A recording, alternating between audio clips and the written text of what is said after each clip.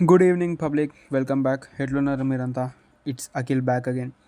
ఇక మంచిగా కాలేజ్కి వచ్చి జిమ్ పోదామని రెడీ అవుతుంటే కరెంట్ పోయింది. ఇక ఏం చేస్తాంలే అని చెప్పి ప్రీ వర్కౌట్లో మిల్క్ అండ్ బనానాస్ తీసుకొని జిమ్కి అయితే స్టార్ట్ అయిపోయినాం.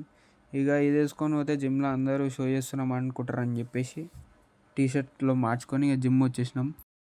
ఇక యాజ్ యూజువల్ రొటీన్ అయ్యి పుష్ ఉండే చెస్ట్లో 4 వేరియంట్స్ కంప్లీట్ చేసుకున్నాం వర్కౌట్లో. ఫస్ట్ వచ్చేసి incline dumbbell, low to high weight prefer అయినా నేను. దాని తర్వాత seated chest press, decline barbell press.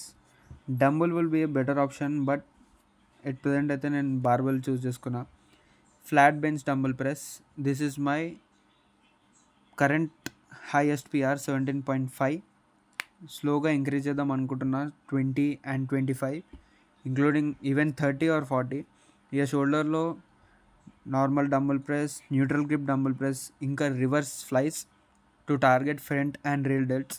ఇక దాని తర్వాత ట్రైసెప్స్కి అంటారా, rod push down for lateral head and close grip dumbbell for medial and long.